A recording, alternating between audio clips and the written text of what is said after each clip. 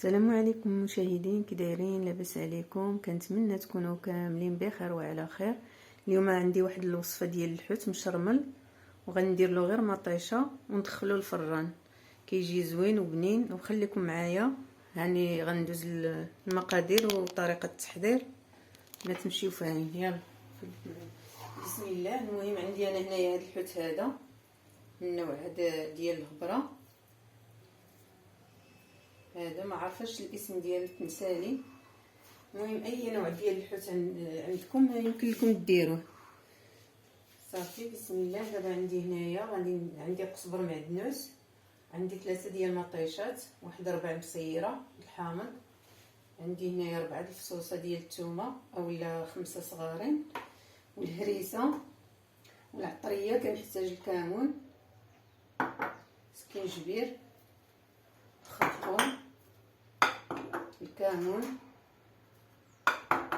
شويه ديال البزار والتحميره. هادو هما اللي كنحتاجو في العطريه.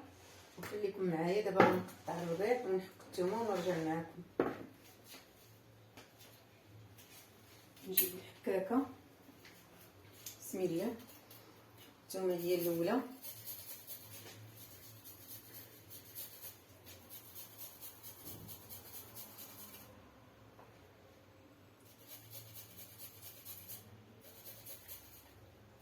الملحه ما خصناش نكثروا بزاف في الحوت، نديرو غير شي شويه.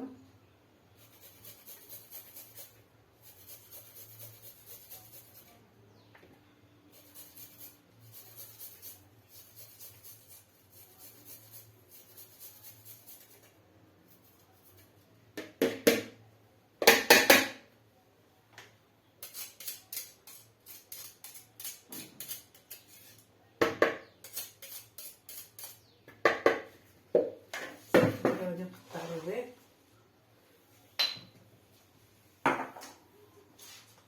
والمسير خلي مطيشه هنايا تنبع. مسير قطعو رقيق.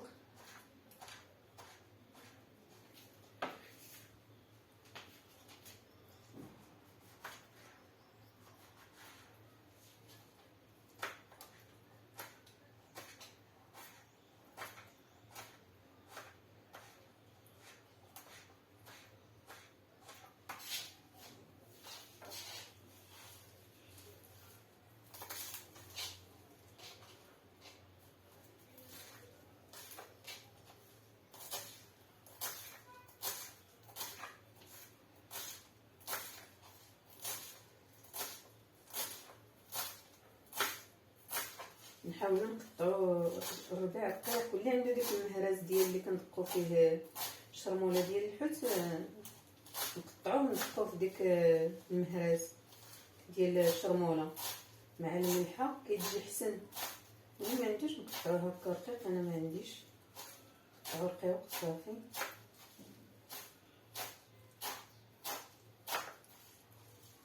الشرموله فاش كتدق كتجي حسن.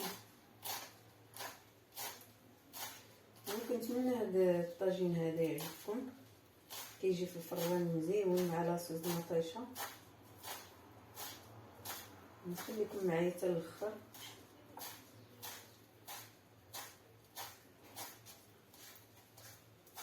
كنحاول نقطع رقيق بزاف.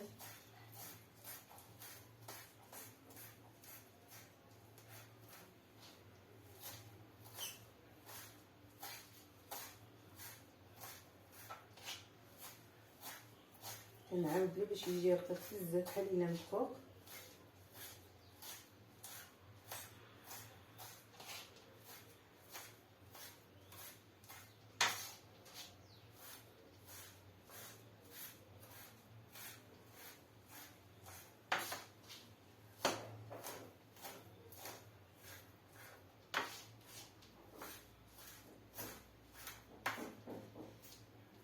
صافي.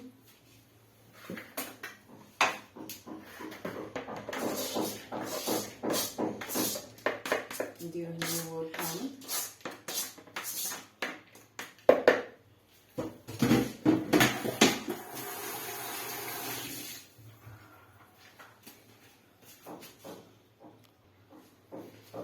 صافي. وندير دابا الملحه الملحه نحاولوا ما نكثروش الحوت لحقاش عندي مسير مالح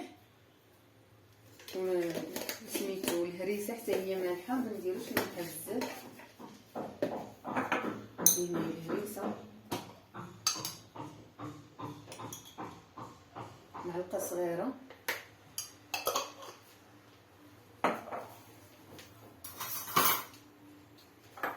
تحميره، معلقه صغيره حتى هي،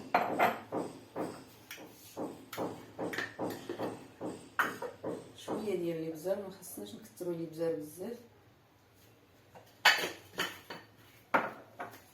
راس معلقه صبر حبوب حتى هو معلقه ما عمرش،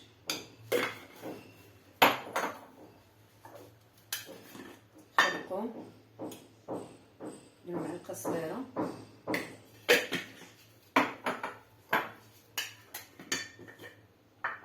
سكينجبير معلقه ما عمرش،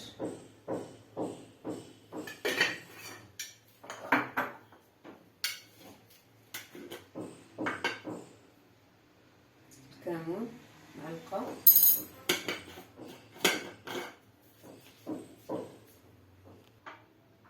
دابا غندير زويته بلديه باش نشرمل الحوت.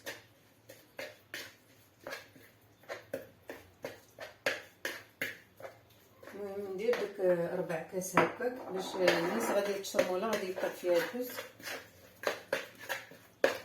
نخلطوها مزيان ونخليوه مرقد واحد الساعه ونرجع معكم باش غندخلو الفران.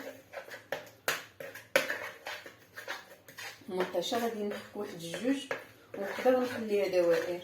صافي هادشي اللي غادي ندير مع هاد الطاجين هذا، نخلطو مزيان.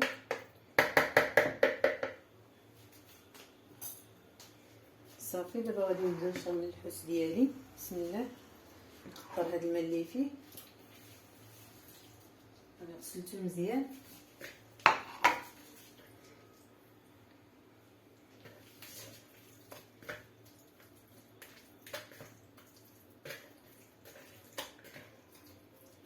كنشرملوه مزيان بهاد العطريه هادي، نرجعو لهنا باش نشرملوهم كاملين.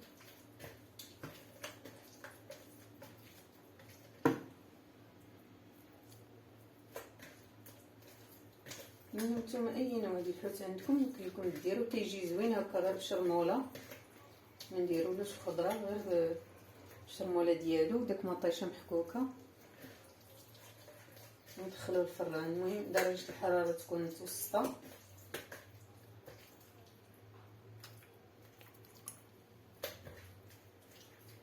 اللي عنده الفران ديال الضو 200.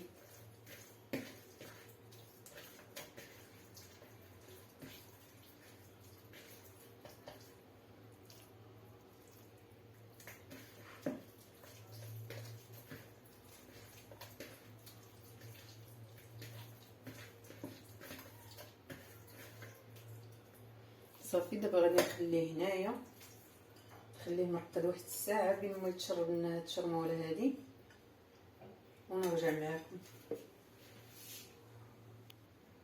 صافي دابا من بعد ما داز الساعه على الحوت منين شرملته، دابا غنديرو هنايا في هاد المول هذا اللي غيدخل الفران. مطيشه هي حكيتها، حكيت 2 مطيشات، وحده غادي نقطعها دوائر هادي. صافي دابا غندير شويه ديال الزيت هنايا في المول،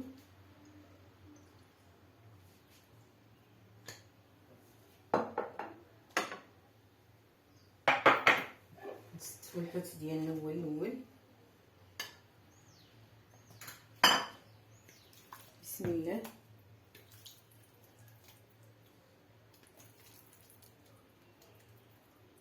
غندير مطيشه هي الاولى، نسيت. بسم الله.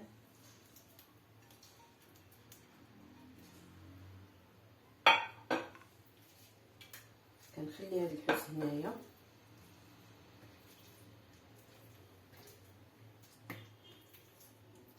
هاد الشرموله هادي كنزيد على مطيشه هنايا.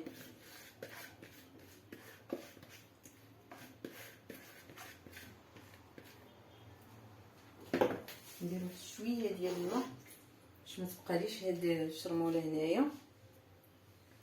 صافي هذا هو الماء اللي غادي ندير. غنخلط هاد الشرموله هادي مزيان مع مطيشه.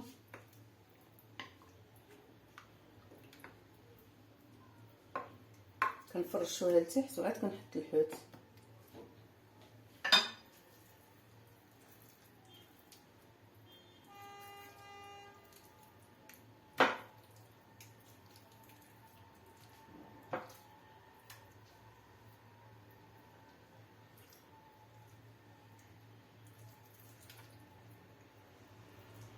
بحال هكا. دابا غادي نقطع ديك المطيشه اللي بقات لي وغنزيدها حتى هي هنايا.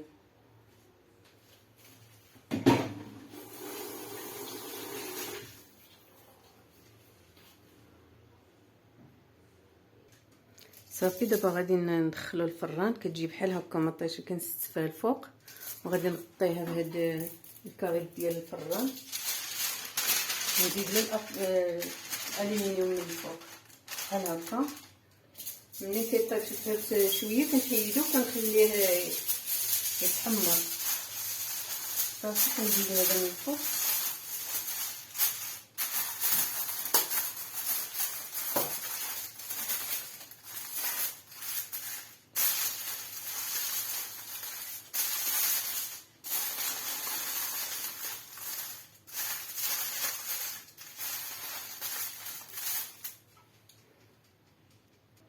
صافي كنغلفو مزيان. كنخليه واحد نص ساعه في الفران وكنحل عليه باش نشوفو. ديك الساعه كنحيد له الكاريط وكنخليه يتحمر.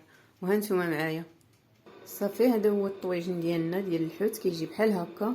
فاش كيبقى نص ساعه في الفران كنحيدو له هذا الغطاء هذا وكنخليه حتى كينشف وكيجي بحال هكا. كنتمنى هذه الوصفه ديال اليوم تكون عجباتكم، وما تنساونيش تشاركوا معايا في القناه وديروا لي ابوني وجيم وبارطاجيو مع الاصدقاء ديالكم، وشو خليوا لي تعاليق زوينه باش تشجعوني. وشكرا لكم بزاف على المتابعه، والسلام عليكم. نتلاقاو في الفيديو الجاي باذن الله.